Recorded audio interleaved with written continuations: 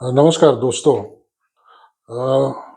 पहले मैंने एक वीडियो बनाया था रिगार्डिंग नॉमिनेशन, जिसमें मिसलीडिंग इंफॉर्मेशन सब जगह कोई फैला रहा है। तो उसमें वो मैंने Indrani Vahini versus registrar of cooperative societies West Bengal, इसके बारे में जो जजमेंट है उसका क्लैरिफिकेशन दिया था कि ट्रांसफर टू द नॉमिनी जो भी होता है उसको कंपल्सरीली आपको ट्रांसफर करना पड़ता है।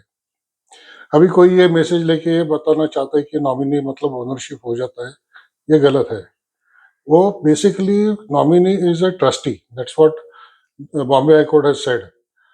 मतलब शक्ति यजनी वर्सेस जयानंद जयंत सावगावकर, ये जजमेंट में क्लियर बताया कि नॉमिनी को उसके ऊपर कंपलसरी ट्रांसफर करना पड़ता है, जैसे सुप्रीम कोर्ट ने बताया है।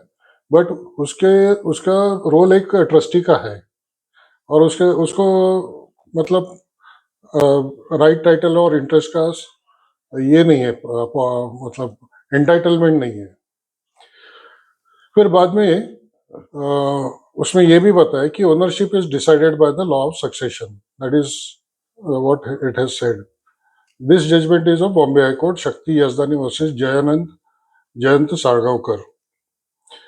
और फिर बाद में 2019 में अमेंडमेंट आया, जिसमें एक नॉमिनी को प्रोविजनल मेंबर बताया गया। मतलब I don't see any difference between a trustee and A provisional member, because a trustee is always a provisional entitlement. तो जब तक सक्सेशन नहीं डिसाइड होता है तब तक ये डिसीजन मेंबरशिप का किसका है वो डिसाइड नहीं होता है। Recently there is another judgement called Bhima Nagar cooperative housing society versus divisional joint registrar Maharashtra. अभी बहुत बार ऐसा होता है कि there is a will of the person, and then the will has to be probated in Bombay and other places. It has to be judicially approved and all that. But अगर उसका will नहीं है and उसने nomination दिया है, अभी as per the law nomination वाले को कंपल्सरी ट्रांसफर करना पड़ता है।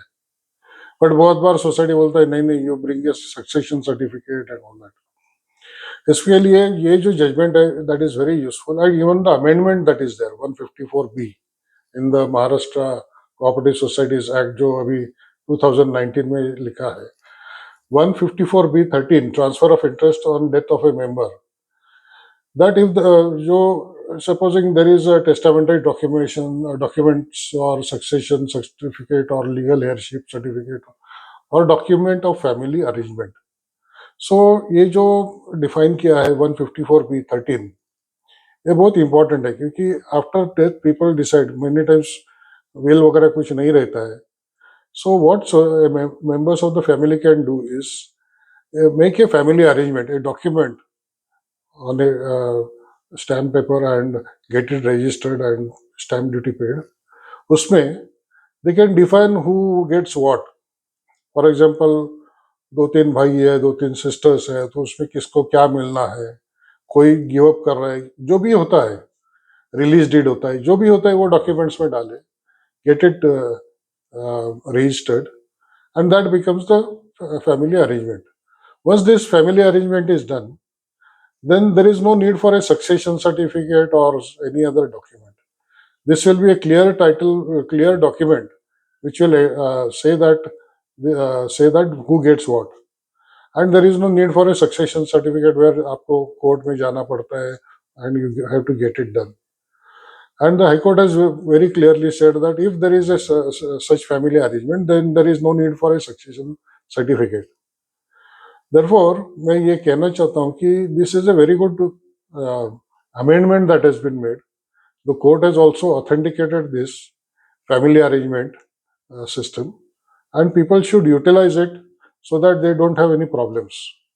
If supposing a person wants to give up the property to somebody else, say flat है या जो भी है, and he wants to release it and gets financial consideration, or if he doesn't get financial consideration, whatever the arrangement they want to make, they can make it through this family arrangement document, get it registered, and it should solve their problem. This is the, I think, the best solution, and it should be done so that there is no future what you call entanglements, property disputes, problems with the society, everything.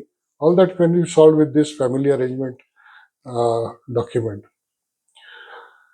आपको ये video कैसा लगा? आपको अगर अच्छा लगा तो आप शेयर करिए, लाइक करिए. थैंक यू, धन्यवाद. जय हिंद, जय महाराष्ट्र.